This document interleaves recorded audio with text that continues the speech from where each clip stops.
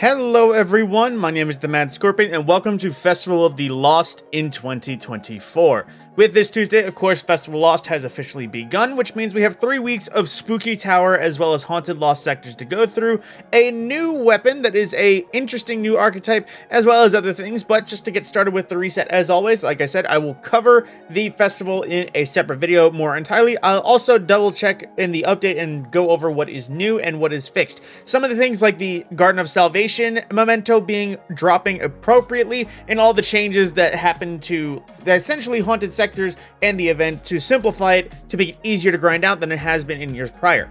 However, getting into the current week, it is double rewards in the Nightfalls, the launch of Grandmaster Nightfalls, not to mention also boosted rank. So at this time currently with all that stuff going on, it is more than a perfect time to actually get into strikes and just farm out the world at large if you're not so into Festival Lost. However, getting into the week itself. Speaking of Nightfalls, it is currently one of the more difficult ones, as they seem to always manage to pick where a double Nightfall rewards week is going on. It is currently the Light Blade, which for the experienced ones may not be so difficult, but for those of us just getting into Grandmasters this season, it is going to be quite difficult. The weapon currently dropping is the new glaive, the Rake Angel, which is the first of the aggressive frame glaives, I believe, since the introduction in Season of the Seraph, and I haven't taken an eye on its rolls, and I haven't used it ever. I don't even think I actually know. This is the first time it's dropped, so I haven't gotten it. So I can't fully give an opinion, but I do know I was a fan of the aggressive frame glaive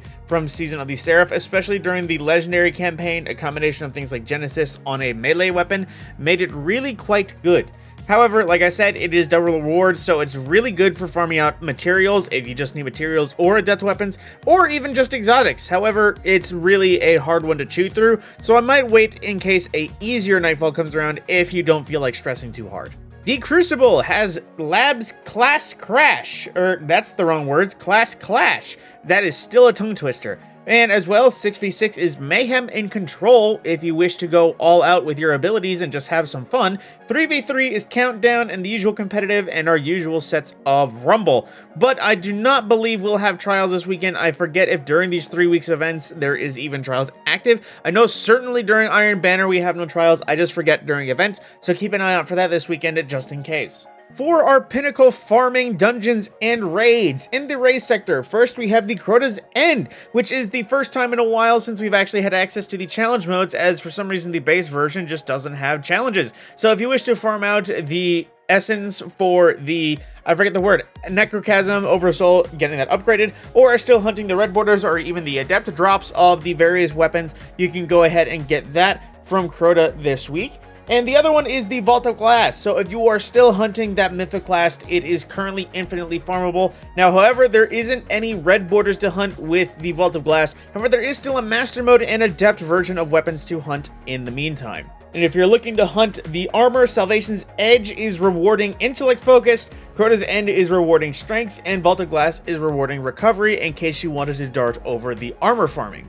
The 2 dungeons are actually some pretty good ones in case you're hunting rewards. We have the Warlords Ruin, which is of course the famous 3 boss fight dungeon, which it isn't so terrible. I'm not sure exactly how Master for Artifice armor is worth farming, because I believe I only ran it the once so I could get the buried Bloodlines Catalyst. However, there is of course Grasp of Avarice, which I would say is the best option if you wish to farm out at Artifice armor. I almost said Avarice armor.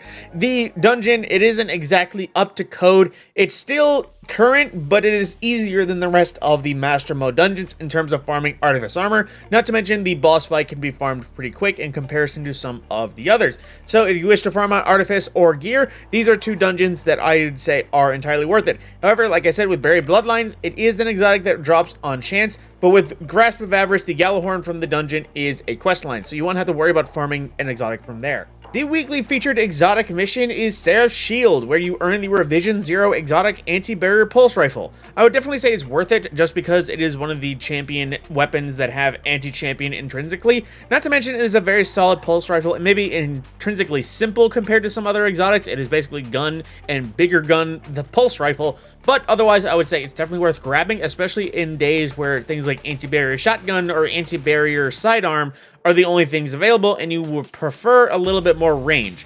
That being said as well, there is, of course, the other season of the Seraph and season of the Ikelos, I forget what they came from, or season of the Warmind weapons from the old escalation protocol that you can, of course, farm in this day and age if you need any more red borders for them to make them craftable, or are otherwise just seeking a roll on them just to keep in the collections.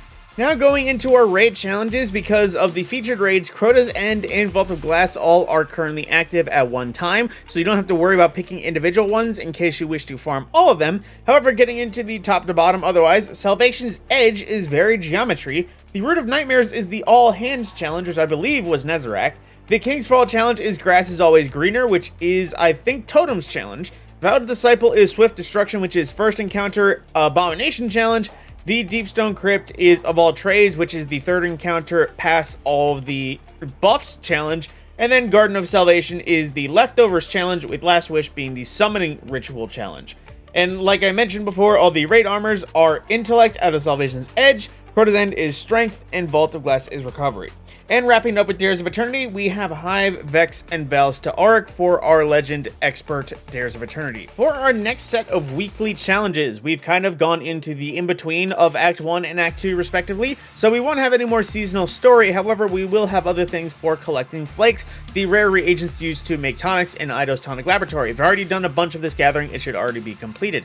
And then there is also Above and Beyond for completing bonus objectives in Onslaught Salvation. Occasionally, if you haven't not seen or participated, when you enter into Onslaught Salvation, you'll see a additional challenge that could be collecting things off of enemies, capturing zones, breaking random darkness splinters, and a variety of other small objectives that are easily doable as long as you have somebody divert and do it.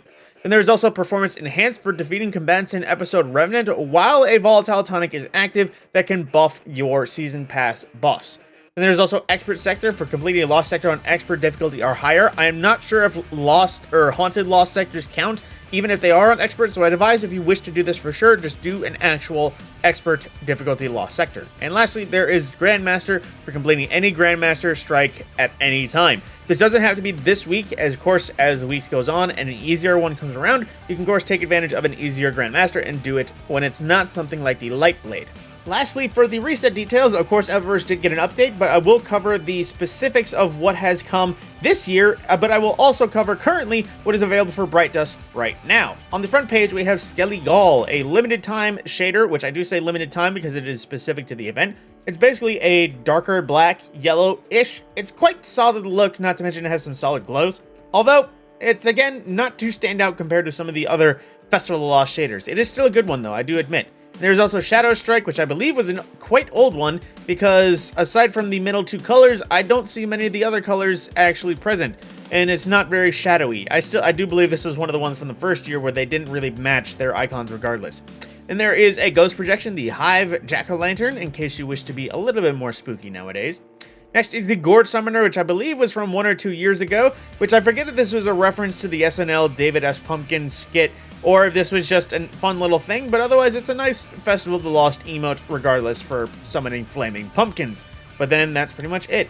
Speaking of flaming pumpkins, we also have the Jacko Shell, which I believe was from some years prior, where if you wanted your ghost to be a little Jack-O-Lantern and just be a little bright little glowy ball, you can of course take advantage of the available selection.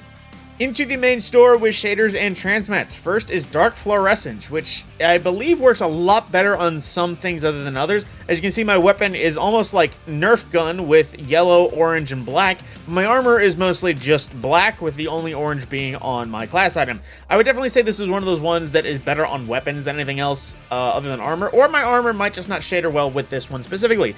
But I would recommend testing it for yourself. Speaking of which, we also have Melchizedek Bramble, which I still don't know if I'm saying that right. It is essentially a dark purple with other lighter regal purple and a little bit of magenta just kind of scattered about. It's essentially just dark purple tones, the shader, if you wish to have an idea for it. Then there is also Vibrant Medusa, which is quite attuned to its word. Definitely green like scaly snakes, but there isn't much Medusa or turning to stone happening here. It's a pretty solid look for just straight, simple color palettes, but nothing much to go home about.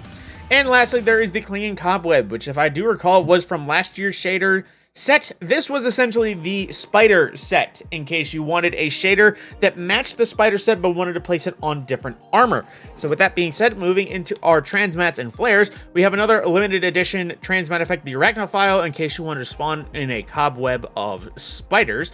And then next there is the Up in Smoke from previous year's Season of Dawn, which is basically just, you being on fire. And another limited edition one, the Luminous Cocoon, which is basically the spider but green. Another essence of transmats just being changed colors and being called new. And into our main store, we have a emote Knock Knock, which I'm assuming, it's a Here's Johnny reference, except you knocked down the door by accident. And I'm assuming you didn't mean to do that, as you just kind of did it. That's actually a good emote. There is also the Jump Scare emote, which I'm assuming is just the reaction to a jump scare. Yeah, that's exactly what it is. Just you responding to a jump scare. I believe a new item is the Eternal Shell, which, is it supposed to be Frankenstein, a ghost in a sheet, or other? It's kind of hard to say just because I can't rotate the ghost beneath it to see for sure, but it is definitely a cool looking shell nonetheless. I don't know if I'll be picking it up, but I can say it's really cool. Then a ship, the Wretched Bow, which wow, that looks gnarly and lethal for a ship. I imagine you would be slicing ships in pieces if you tried to use this to ram something.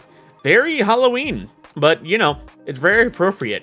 Then there is also the Grotesque Lapis, which I'm assuming, a Gargoyle Sparrow. I, again, don't know if this is new. I forget for certain. I imagine it might be. This is certainly a cool-looking sparrow in the old original sparrow style, while still being a bit spooky.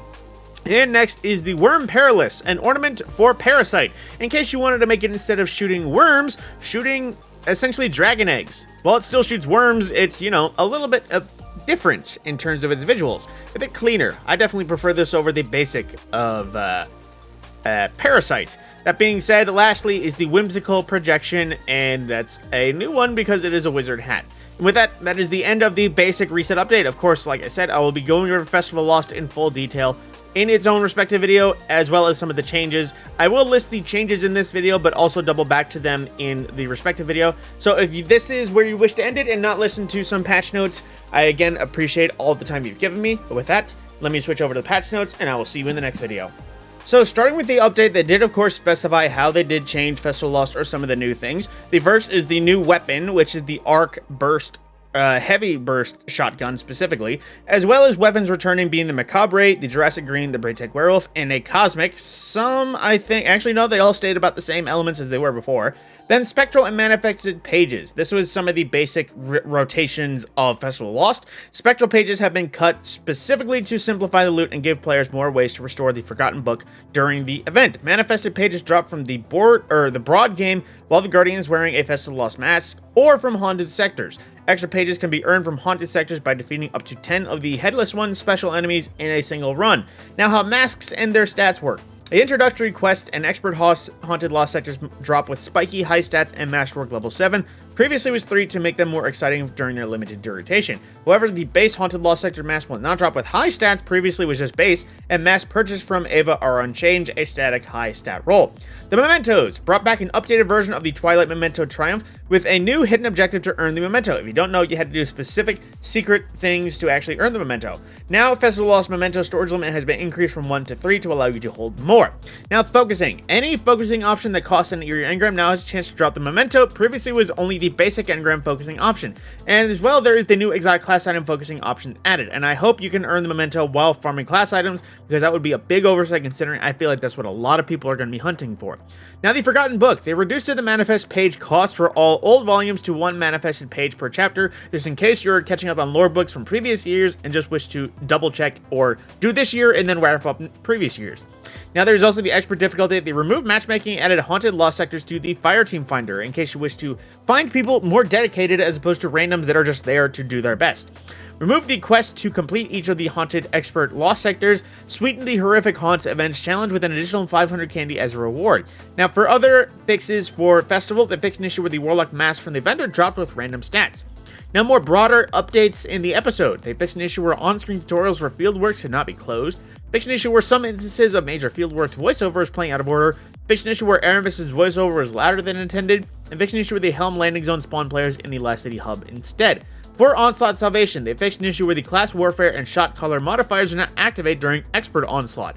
And raids and dungeons, for specifically Vesper's Host, fixed an issue where players that dismantled the road network quest could not reacquire it. And in Salvation's Edge, implemented a potential fix to fix an issue where mementos weren't dropping for players other than the fireteam leader. We'll update this patch note to confirm if the fix was successful. In the Mission Rotator, on Encore side, fixed an issue where players could potentially respawn in the Ancillary Transit Nexus during the final boss encounter and be unable to leave. And for some general gameplay and investment fixes.